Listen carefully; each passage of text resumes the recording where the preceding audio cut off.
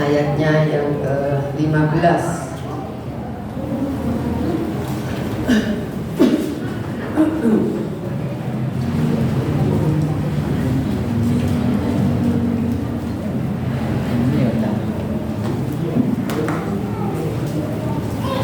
Yesaya pasal 30 ayat yang ke-15.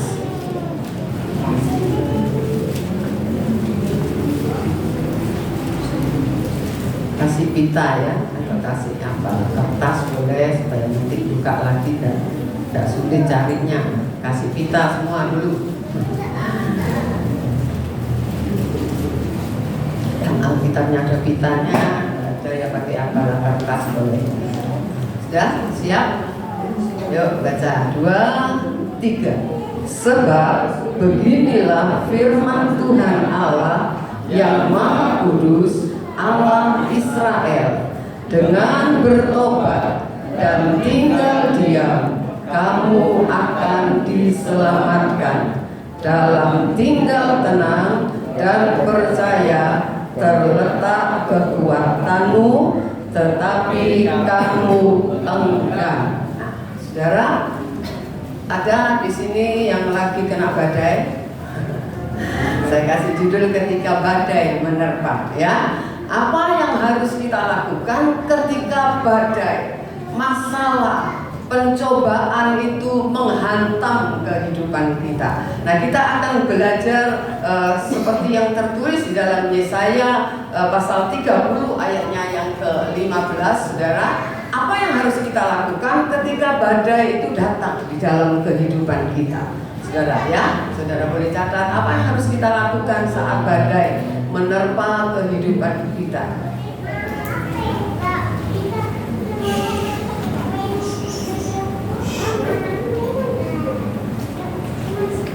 Oke, saudara.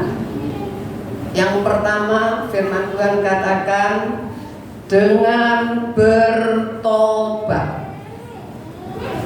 Jadi ketika badai menghantam kehidupan kita, dikatakan dengan bertobat. Coba kita baca ya, saudara. Saya kasih ayat itu. Yesaya kasih kita ya, supaya nanti nyarinya tidak sulit.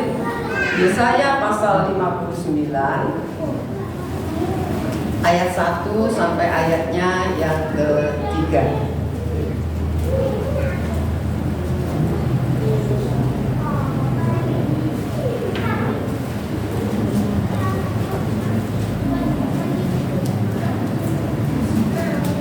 Ayat 1 sampai 2 saja, saudara, ya.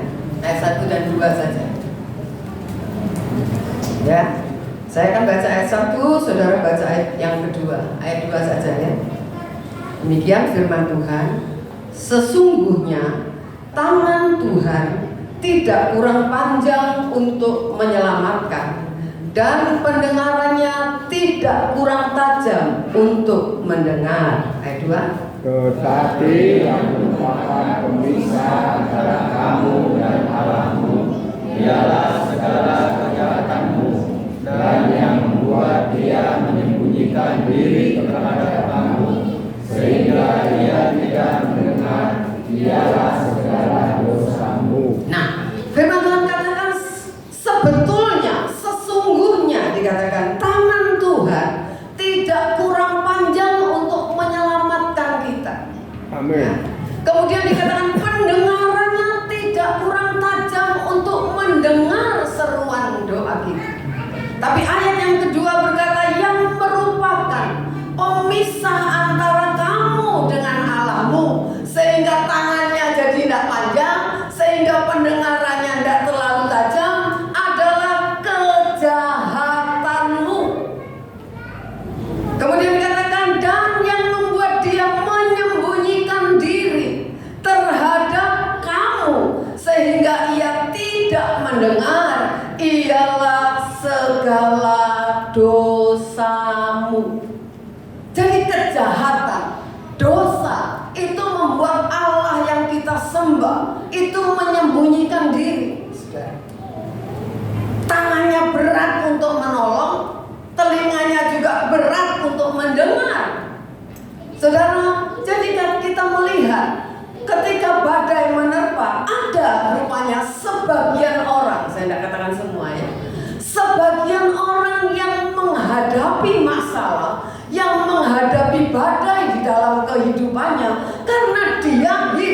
dalam dosa. Karena dia juga hidup di dalam kejahatan. Dia suka kompromi dengan dosa. Saudara, orang yang demikian pasti ayat ini disampaikan bukan kepada orang di luar, tetapi kepada orang-orang yang percaya kepada Tuhan, tentu saja. Nah, tahu firman. Orang yang berbuat kejahatan, berbuat dosa, hidup dalam dosa, tidak selalu tidak tahu firman. Amin. Tahu firman Tuhan, saudara. Ngerti kebenaran, mendengar khotbah, pergi ke gereja, tetapi hidupnya mempermainkan Tuhan. Jadi yang dipikir itu sudah tidak ke gereja lagi, sudah murtad, bukan? Tahu firman Tuhan, mendengar khotbah, pergi ke gereja, mengerti kebenaran, tapi hidupnya tetap mempermainkan Tuhan, menyakiti hatinya Tuhan. Itu sebabnya Tuhan izinkan badai menghantam kehidupannya. Saudara, tujuannya apa? Supaya dia berbalik kepada Tuhan. Sebab seringkali memang bisa saya katakan orang yang kaya bisa lupa Tuhan karena kaya.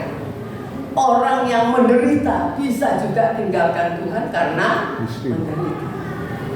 Tapi lebih banyak, ayo kalau kita mau jujur, saudara berseru-seru kepada Tuhan ketika hidupmu senang atau hidupmu susah.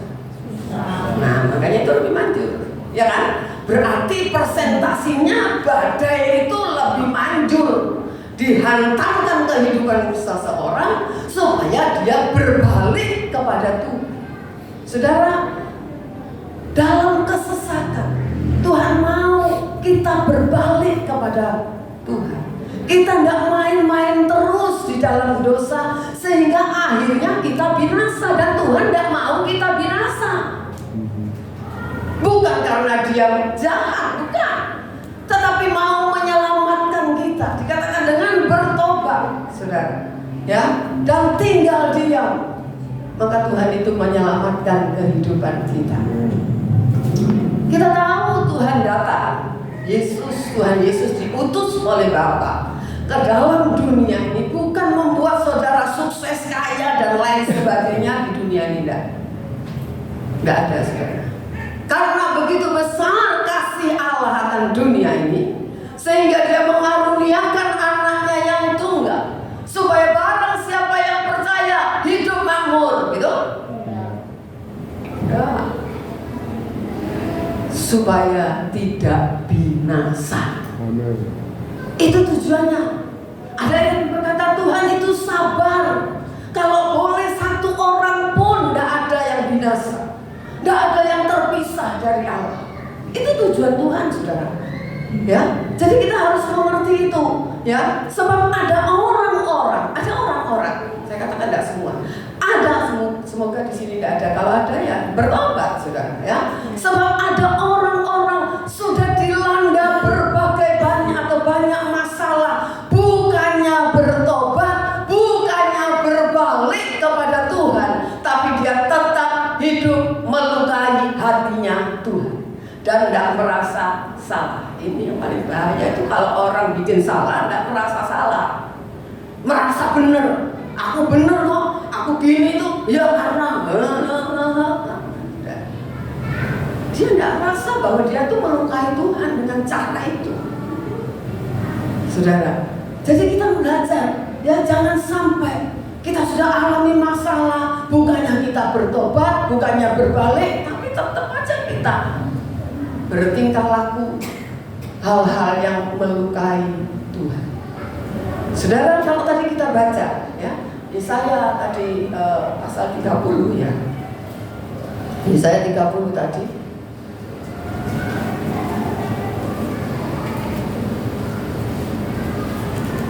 Sorry, ayat, ya betul ya. Saya 30 ya. Kenapa saya salah? Tarik kita saya, maaf saudara. 30 ayat 15 tadi kan ya, saudara. Kalau saudara baca tadi, Sebab beginilah firman Tuhan Allah yang Maha Kudus, Allah Israel, dengan bertobat dan tinggal diam, kamu akan diselamatkan. Dalam tinggal tenang dan percaya terletak kekuatanmu, tetapi kamu enggan. Saudara, dikasih tahu bertobat, tinggal diam, tinggal tenang, tetap percaya, itu kekuatanmu, kamu akan diselamatkan. Tapi ayat 16 ayat 16 terakhir, tetapi kamu enggan. Kalau saudara baca ayat 16, kamu berkata, bukan kami mau naik kuda dan lari, bukan gitu ya. Kami mau naik kuda dan lari cepat, maka kamu akan lari dan lenyap. Katamu pula, kami mau mengendarai kuda tangkas, maka para pengejarmu akan lebih tangkas lagi. Dengan kata lain, aku tidak mau. Caranya Tuhan aku tidak mau. Ya, enggak itu kan aku tidak mau, saudara. Nah, jadi kita belajar, saudara. Ayo kita belajar. Ya, kalau kita mengalami persoalan, kalau kita berpikir, bayangin ya, orang-orang yang saya katakan sebagian orang tadi, udah ditimpa masalah masih nggak mau bertobat. Nah, bayangin, saudara. Udah ditimpa masalah masih nggak mau bertobat, nggak mau mengandalkan Tuhan, tetap mengandalkan kekuatannya sendiri. Dia bilang nggak mau. Aku akan naik kuda, aku akan lari, kejar, saudara. Bayangin, ya, mudah-mudahan tidak ada dalam kehidupan kita, saudara ya. Malah mengandalkan kekuatan sendiri untuk mengatasi masalah. Tidak mau berbalik kepada Tuhan, tidak mau mengandalkan Tuhan, mengandalkan kekuatannya sendiri, kepintarannya sendiri. Oh, aku bisa, masalah ini harus begini, jalan keluar, masalah begini harus begini. Nggak pakai cara Tuhan, caranya sendiri. Ayo kita belajar, saudara ya. Jadi kalau alami masalah dalam kehidupan kita, entah masalah itu berat, entah bertubi-tubi, tidak selesai-selesai, satu masalah belum selesai, masalah yang lain terjadi, saudara, coba cek. Tidak usah ngecekin orang, kita ini suka ngecekin orang. Cek diri kita sendiri nih loh. Why? Kenapa persoalan ini terjadi dalam hidupku? Kita bertanya kepada Tuhan, Tuhan, apa yang salah? Tunjukkan apa yang salah di dalam kehidupanku. Saudara ya, kita cek diri kita. Apakah ada hal-hal yang tidak berkenan kepada Tuhan dalam hidup kita? Coba cek perbuatan kita. Oh, mungkin kita lihat, enggak bikin salah apa-apa. Coba cek hati. Ada kalanya kita merasa benar karena tidak berbuat apa-apa, tapi hati kita nggak benar. Saudara simpen marah sama orang, simpen terus, itu sudah tidak benar. Halo? Iya. Betul? Marah terus sama suami, simpen terus, itu tidak benar. Sebaliknya, sama saudara, sama mertua, sama menantu, sama siapa saja, sama tetangga. Nah, kita merasa nggak apa-apa karena kita tidak nempelin dia. Tapi hati kita nggak beres di hadapan Tuhan, dan itu kita perlu bertobat. Bertobat itu every day, every time, saudara. Setiap hari, setiap saat. Ya, bukan kalau waktu maju ke depan kita bertobat, amin, setelah itu udah. Nah, saudara keluar ke marketplace, saudara juga harus hidup di dalam pertobatan. Ya, jangan bedakan hal rohani dengan hal jasmani dalam arti kata. Di dalam hal-hal jasmani, saudara juga harus tetap hidup sesuai kehendak Tuhan. Bukan cuma di gereja aja sesuai kehendak Tuhan, di luar gereja kan bukan urusan rohani, kan urusan jasmani. Urusan jasmani pun kita harus tetap memperkenankan hati Tuhan. Amin. Saudara. Jadi itu kita mesti belajar, saudara. Saya boleh katakan, kalau alami masalah, hati kita cek, perbuatan kita cek. Oke, bertobat kalau ada sesuatu yang tidak beres di dalam hidup kita. Saudara, tidak ada, saya tulis nggak ya? Tidak ada, nggak ada. Oh, sorry tadi ya. Itu 15 ya, saudara, harusnya. Ya, kita cek pokoknya. Perbuatan kita, hati kita cek, saudara. Jangan hanya perbuatan yang dicek, yang tersembunyi di hati yang orang nggak tahu loh. Kita bisa senyum sama orang tapi hati kita nggak suka sama dia, bisa? Ya, karena permintaan oh kita unjuk rasa, mungkin masih bisa ketawa, tapi kita menunjukkan sikap sebenarnya. Misalnya saudara tidak mau datang ke gereja, tidak mau datang kaum wanita, karena apa? Kemauanku tidak diikuti. Gitu. Saudara, itu loh kita anggap biasa kan? Aku punya alasan begitu, benar nggak? Aku punya alasan berbuat ini, kan ada alasannya, dan kita merasa alasan itu benar. Kalau kita simpen nanti sampai Tuhan Yesus datang, sampai kita meninggal. Saudara pikir ke saudara benar? Karena aku tidak merugikan siapa-siapa kalau tidak datang. Tidak merugikan siapa-siapa kalau tidak dukung kan? Karena aku bilang nggak mau. Misalnya, ya kan? Tapi kita merasa benar kan? Halo? Ya, merasa benar. Ayo, merasa benar ini paling bahaya. Paling bahaya. Karena orang yang merasa benar tidak mungkin bertobat. Setuju gak? Apa yang kau dirubah orang benar? Dia yang salah, dua yang benar, yang harus berubah dia, bukan aku. Tapi Tuhan Yesus tidak pernah ajar gitu kan? Tidak pernah ajar. Tidak, saudara. Ya, saudara, jadi kita harus belajar. Coba kita lihat 2 Tawarikh. Oh ya, jika ada hal-hal yang salah, bertobat, jangan keraskan hati karena merasa diri benar. Apalagi kalau ada yang dukung. Betul? Oh benar kamu kayak gitu, itu benar. Itu bagus itu gitu. Coba tanya ke Tuhan, benar enggak? Nanti itu saudara ya, yang kita harus belajar. Kalau ada hal-hal salah di hati kita, minta saudara. Karena kebiasaan mengeraskan hati itu lama-lama juga dikeraskan oleh Tuhan. Maka kita belajar ya, tentang dikeraskan hati. Oh sorry, kita buka aja. Saya tidak tulis sebanyak 2 Tawarikh pasal 7 ayat 14. 2 Tawarikh 7 ayat 14.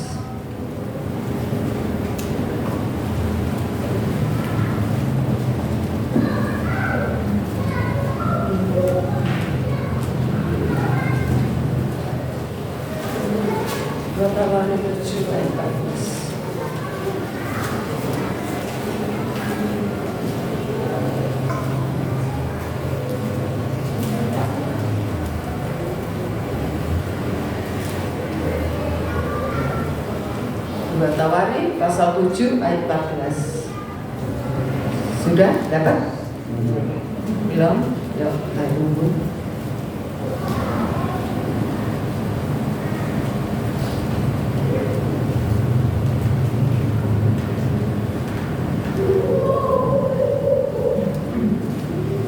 Ayat 13 saya akan baca, saudara 14 ya. Sudah dapat ya? Ayat 13. Bila mana aku menutup langit sehingga tidak ada hujan, dan bila mana aku menyuruh belalang memakan habis hasil bumi, dan bila mana aku melepaskan penyakit sampar di antara umatku, dan umatku yang atasnya namaku sujud, merendahkan diri, berdoa dan mencari wajahku, lalu berbalik dari jalan-jalannya yang jahat, maka aku akan mendengar dari surga dan mengampuni dosa mereka serta memulihkan negeri mereka. amin. Amin. Ya, ini solusinya. Ketika langit seperti menjadi tembagamu, ya, doa sepertinya tidak tembus, saudara. Dikatakan aku menutup langit sehingga tidak ada hujan. Ya, aku nyuruh belalang pelahap makan hasil bumi. Nah, kemudian katakan apa? Melepaskan penyakit sampar di antara umat. Tetapi kalau umatku yang atasnya namaku disebut, saudara, ya, merendahkan diri, berdoa mencari wajah Tuhan, berbalik dari jalan-jalannya yang jahat, saudara, dikatakan apa? Doa kita didengar, dosa kita diampuni, hidup kita dipulihkan. Jadi saudara, ada hal yang harus kita lakukan. Nah, sekarang kalau kita sudah cek diri kita, nggak ada hal-hal yang perbuatan baik di dalam hati yang tidak berkenan kepada Tuhan, maka langkah yang kedua, ya, belajar tinggal diam. Belajar tinggal diam. Menantikan Tuhan artinya. Diam itu bukan bengong. Diam itu bukan tidak berbuat apa-apa. Oh, saya meneng aja nanti berkat Tuhan dah. Oh, bukan. Bukan tidak bekerja, tetapi kita disuruh menantikan Tuhan. Sudah. Sabar. Tuhan sedang mengerjakan sesuatu yang saudara dan saya tidak bisa lihat. Sabar, ya, saudara, sabar.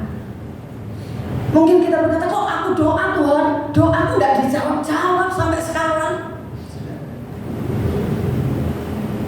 Kok masalahku tetap berlanjut, nggak selesai-selesai. Firman katakan apa? Sabar. Tuhan sedang bekerja. Sedikit lagi Tuhan sedang bekerja. Masing-masing kita nggak sama. Ya, Tuhan bekerja dalam hidup seseorang itu tidak sama. Saudara lihat, tuh Abraham berapa lama? 25 tahun. Yusuf berapa lama? 13 tahun. Tidak sama kan? Tidak sama. Tuhan tidak mau semua orang 10 tahun. Tidak juga. Enggak. Bangsa Israel berapa lama suruh putar? 40 tahun. Saudara, jadi tidak sama. Dari mana? Kalau kita salah, kalau Abraham kan tidak berbuat hal lain, ya Sarah yang kasih hal yang salah. Maksudnya kalau bilang Yusuf, kalau saudara baca hidup Yusuf, tidak ada loh salahnya satu pun. Tuh, diperlakukan apa? Tapi ya 13 tahun, bukan 1 tahun. Tuhan itu mengerjakan sesuatu, mempersiapkan dia untuk apa? Menjadi tangan kanannya Fir'aun, saudara. Kalau cuma anak cengeng, gimana mau jadi pengganti atau tangan kanannya Fir'aun? Nggak bisa. Dia harus alami proses, saudara ya. Jadi kita melihat, saudara, sabar. Kok Yesus ini sabar, amin. Nantikan Tuhan, tetap andalkan Tuhan. Jangan sabar tapi kita terus ya sabar sih tapi di rumah aja kan nggak apa-apa, yang penting sabar. Oh bukan, ya, saudara. Ini loh, ingat ini, Tuhan sedang mengerjakan sesuatu bagi kita. Sabar. Ya rasanya sudah tidak tahan. Orang suruh sabar itu kan tidak enak ya. Halo. Tuh, ya ngenteni ya sabar, cok susu, cok ngamuk gitu misalnya. Enggak enak, saudara. Itu baru cuma ngomong berapa menit, berapa jam mungkin. Enggak enak. Kita sekarang sudah ngomel kan? Gini apa mboten? Saya macet ke Bali, 2 jam lebih ya, 2 jam setengah. Ada truk melintang di jalan, tahu sendiri. Udah, mestinya udah nyampe, nggak nyampe. Ya, saudara. Nah, coba kita baca Mazmur 35 ayat 1. Mazmur 35 ayat 1.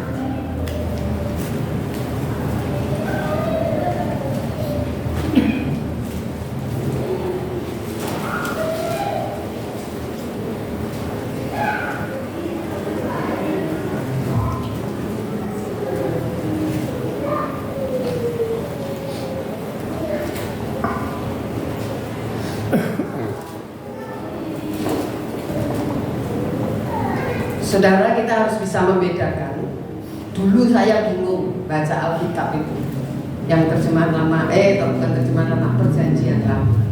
Kalau kita baca Mazmur, seringkali Daud itu ngeluh kepada Tuhan dan suruh balas musuhnya, betul nggak? Pernah baca? Ya. Tapi kita nggak begitu, ya. Tapi kita nggak boleh gitu. Kita sudah hidup dalam perjanjian baru. Ayo kita baca. 2, 3 dari Daud.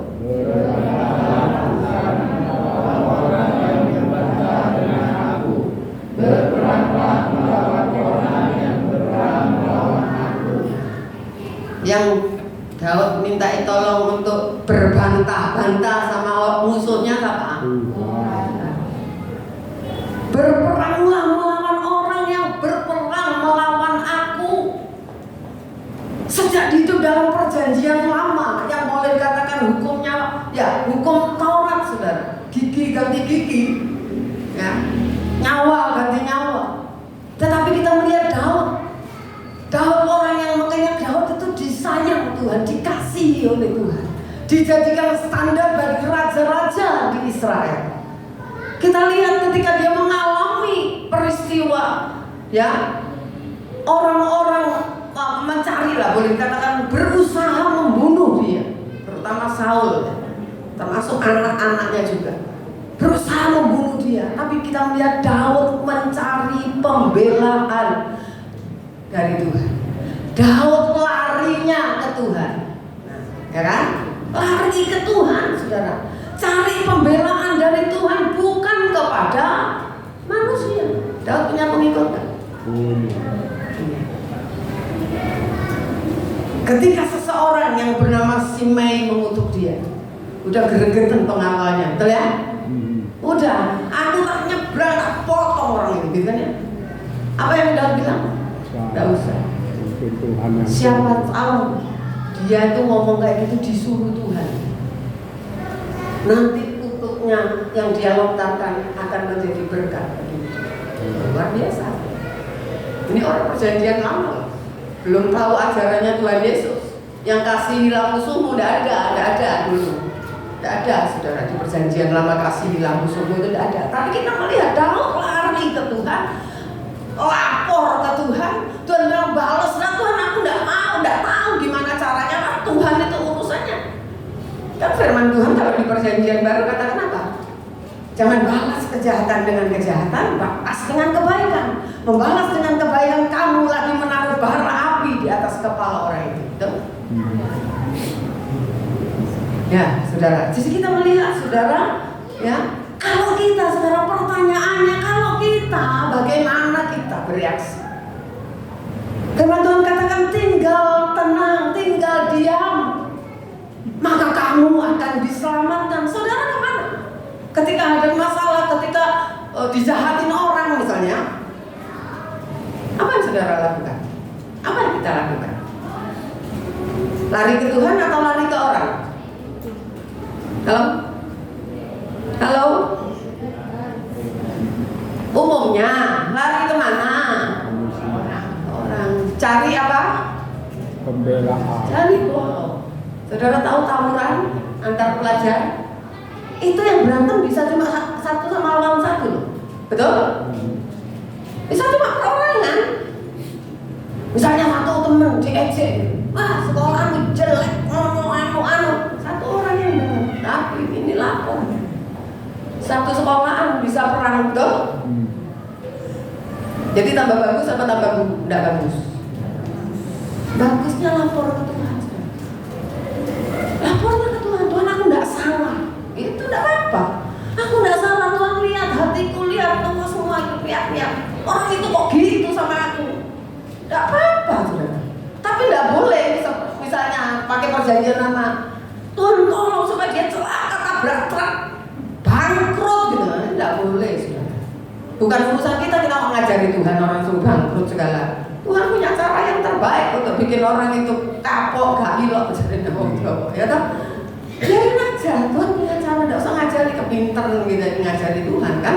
Saudara, jadi kita ayo, ya saudara, ayo, ya. Ayo coba baca, saya tulis gak ya situ, Mazmur 37 ayat 4, ya dekat situ, tetangganya. Mazmur 37 ayat 4.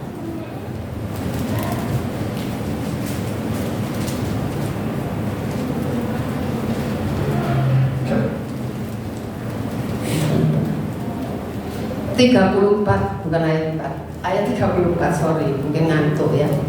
Mazmur 37 ayat 34.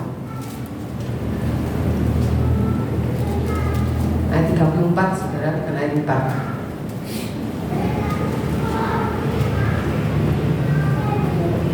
Dapat? Ayo, 2, 3. Demikianlah Tuhan dan tetap ikuti ajarannya, maka Ia akan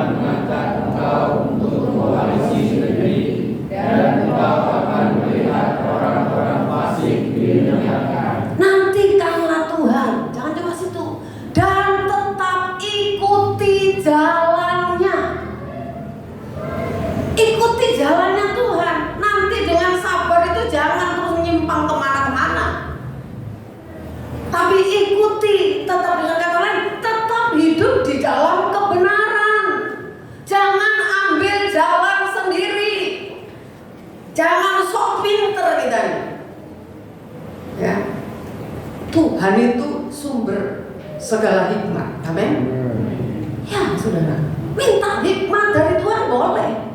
Jangan malah gini tuh mestinya ya gini. Kalau A ya mesti B, kalau C ya harus diatasi dengan Z misalnya. Enggak, saudara. Tuhan itu tidak bisa dirumuskan dengan matematika 1 tambah 1 pasti 2.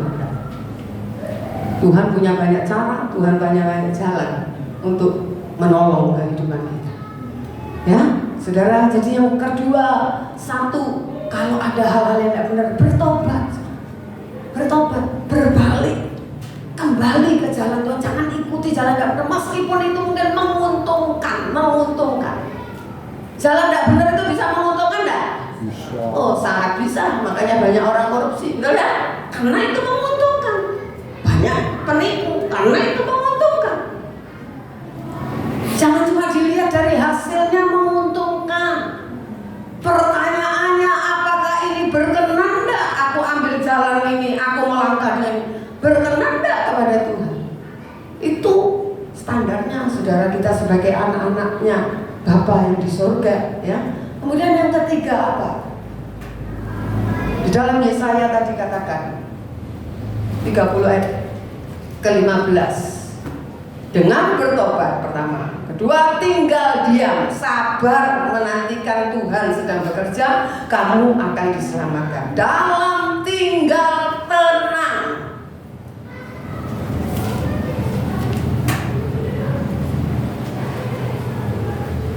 Dalam tinggal tenang. Jadi kalau mengalami masalah apa? Tenang. Mana bisa tenang mengalami masalah kok tenang? Ya tenang, itu firman Tuhan yang ngajar juga saya. Tenang katanya gitu. Saudara ya, dalam tinggal tenang, saudara. Coba saudara baca nih, coba. Ini ayat yang di kita. Mazmur.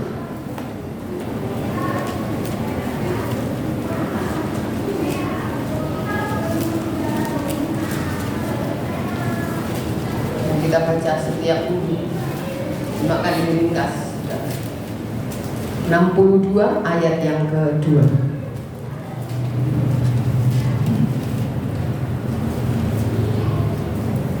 Dapat? Ayo, 2, 3. Hanya dekat Allah saja aku tenang, daripadanya keselamatanku. Halo sayang, kenapa Alkitabnya tidak dibuka? Ya, yang tidak dibuka, yang merasa tidak dibuka ya. Saudara. Kalau hafal, tidak apa-apa, tak suruh Oma sini maju. Dikatakan, hanya dekat Allah saja aku tenang. Apa? Kuncinya tenang. Kuncinya tenang. Iya, bukan dekat sama konglomerat, bukan sama siapa-siapa. Hanya dekat Allah saja aku tenang. Jadi caranya supaya tenang, dekatlah dengan Allah. Bukan menjauh, bukan. Dekatlah dengan Allah. Tapi seringkali ketika badai menerpa orang, bukan tambah dekat dengan Allah, tambah jauh. Ibadah dikurangi, apa-apa dikurangi, semua dikurangi. Karena pakai apa? Caranya sendiri. Ini yang harus ditambah, ini yang harus ditambah. Saudara, dia pikir itu solusi. Kalau kita begitu, Tuhan akan biarin kita. Tuhan akan biarin kita sakuatmu. Wes ngomong kau situ, gitu ya. Sudah, obah sakarepmu. Terserah kamu dah. Ini ayat saudara, hanya dekat Allah saja kita tenang. Amin. Orang itu tenang apanya sih? Hati. Jiwanya tuh, jiwanya, pikiran, perasaan, tenang. Ya, saudara. Ini kalau ruwet dan bulat ini yang bikin nggak bisa tidur, nggak doyan makan, bad mood, betul? Gak apa mboten. Iya, kalau di sini bulat, semua bulat, ruwet apa gini, saudara. Ini yang bikin nggak bisa tidur. Ini yang bikin ngomong sama orang juga cepat tersinggung, betul nggak? Oh iya. nggak ngapain anak kita misalnya lari aja. Ngapain lari? Padahal biasanya ya nggak apa-apa lari-lari. Tapi kalau lagi nggak tahu tekanan naik atau apa yang naik, saya nggak tahu. Pokoknya ya nggak mesti tekanan ya. Apa-apa emosi lah yang naik ya. Wah sudah, saudara. Ini jadi kalau hanya dekat Allah saja aku tenang, berarti orang yang tidak tenang. Halo, ayo dibalik nih. Hanya dekat Allah saja aku tenang, berarti orang yang tidak tenang. Jadi kalau saudara tidak tenang, saya tidak tenang, kita lagi jauh. Itu ayatnya kan, betul nggak? Bukan saya yang buat, saudara ya. Jadi saudara, dia sedang menjauh mungkin, jauh dari Tuhan. Sebab dikatakan hanya dekat Allah. Kalau orang dekat Allah tenang. Ya, saudara. Nah, saudara, jadi kita ada orang ya. Ada orang mengandalkan apa yang dipunyai merasa tenang. Ada? Karena tabungannya banyak, uangnya banyak, semua banyak, tenang kan? Karena merasa tidak butuh Tuhan dan tidak butuh orang lain, tidak butuh pertolongan orang lain. Ya, sekarang kita belajar. Kita tenang bukan karena apa yang kita punya, tetapi karena kita punya Tuhan yang membuat kita tenang. Amin. Ya, saudara, ayo kita belajar, ingat, kita harus ingat. Saya tulis enggak ya?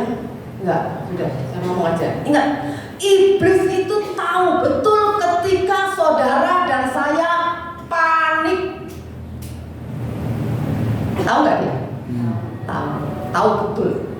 Ketika seseorang panik, ketika kita panik, orang yang panik biasanya tidak bisa berpikir dengan baik. Setuju? Setuju? Orang panik itu gopoh dulu ya, saudara. Iya kan? Udah kadang-kadang saking panik nggak tahu harus lakukan apa gitu loh. Malah keliru yang diambil itu. Tindakannya itu malah salah. Itu sebabnya. Karena iblis tahu ketika saudara dan saya panik, dan ketika panik manusia itu tidak bisa berpikir dengan baik. Bahkan kadang-kadang imannya pun ikut anjlok, ikut menjadi lemah. Itu sebabnya iblis akan membuat berbagai macam manuver, berbagai macam tipu muslihat supaya saudara dan saya tambah panik. Nah, orang kalau panik itu ada diomong, iya kamu, nah, kan nggak mau ya, dengar orang itu nggak mau gitu, maunya sendiri dah, nah, gitu ya. Nah, endingnya orang itu kalau panik, saudara, iblis malah bikin dia panik. Akibatnya dia akan semakin meragukan Tuhan. Apalagi kalau iblis di sini, mana Tuhanmu, mana Tuhanmu yang katanya bisa nolong itu mana? Udah berapa lama kamu doa? Udah berapa lama kamu rajin ke gereja? Udah, pokoknya gitu. Mulai orang itu ragu. Kemudian apa? Kalau kita sudah meragukan Tuhan, apa yang iblis buat? Kira-kira apa? Menyodorkan solusi versinya iblis. Hati-hati, saudara. Adam dan Hawa jatuh karena iblis sodorkan jalan keluar menjadi seperti Allah dengan caranya iblis. Betul? Jadi kita mesti hati-hati. Lalu ketika iblis menyodorkan sesuatu sebagai, kita anggap itu solusi dari, kita anggap itu solusi dari Tuhan. Kan kalau orang sudah meragukan Tuhan, tidak mungkin hatinya peka, betul? Tidak mungkin. Dia anggap itu solusi dari Tuhan. Kelihatannya benar. Secara logika kelihatannya benar. Apa bunyi Amsal 14 ayat 12? Ada jalan yang disangka orang lurus. Kalau ngomong lurus apa?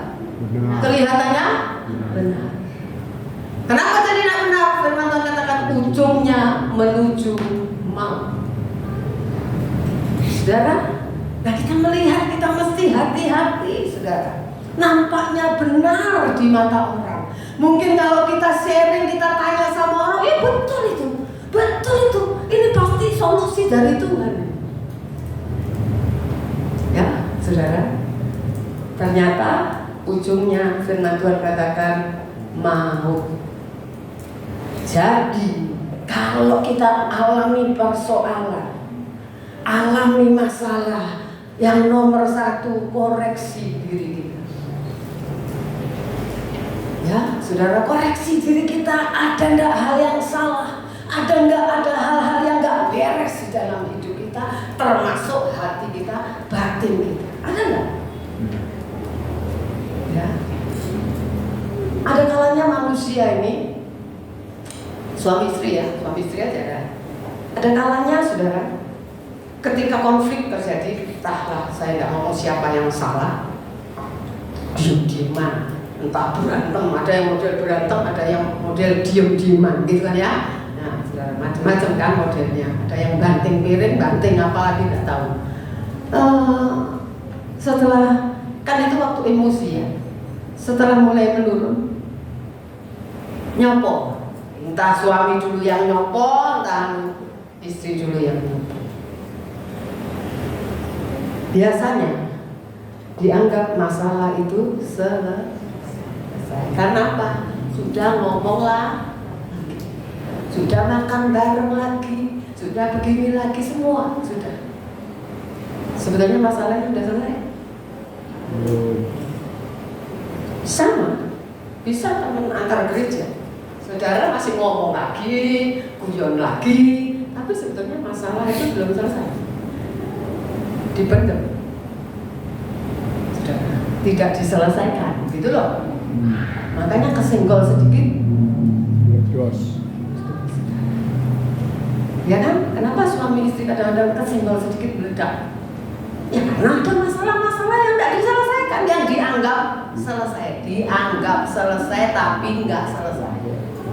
Ayo kita belajar, saudara, koreksi diri kita. Kemudian apa? Belajar sabar menantikan Tuhan, karena Tuhan itu sementara sedang bekerja, saudara ya. Jadi kita ketika dalam masalah, percayalah, saudara, tetap tenang. Dikatakan percayalah akan janji-janji firman Tuhan, maka kita akan punya kekuatan. Kalau saudara percaya kepada firman Tuhan, saudara akan punya kekuatan. Saudara akan punya keberanian menghadapi hidup ini. Saudara akan punya kuasa untuk menghadapi masalah. Dan jangan nggak percaya, saudara. Kita sudah puluhan tahun ikut Tuhan, puluhan ribuan khotbah kita dengar. Masa masih goyang terus percaya kita? Kan keterlaluan, saudara. Ya, saudara, ayo kita belajar, saudara, belajar tenang, belajar tetap percaya. Tuhan sedang bekerja. Jangan ikuti solusi yang iblis sodorkan, meskipun kelihatannya benar. Secara logika kita benar, secara logika teman kita benar itu. Enggak, saudara. Kita mau ikuti jalan Tuhan. Amin. Ayo berbalik. Tinggal diam, tinggal tenang, tetap percaya. Dia Allah yang tidak pernah berubah dan tidak pernah meninggalkan kita. Amin. Semua atas kendali Tuhan, semua sepengetahuan Tuhan. Apapun yang terjadi dalam hidup kita, Tuhan itu tidak merem. Ada ayat di Mazmur, kalau saya tidak kata-kata saya tidak salah, penjaga Israel itu tidak pernah tidur. Amin. Amin. Ya, saudara, yuk, kalau saudara alami masalah, jangan semakin saudara melakukan manuvernya iblis. Solusi dari iblis, pakai kekuatanmu mengatasi persoalan, Tuhan akan lepas tangan. Ya, mari kita tetap percaya. Ya, kita nyanyikan pujian itu.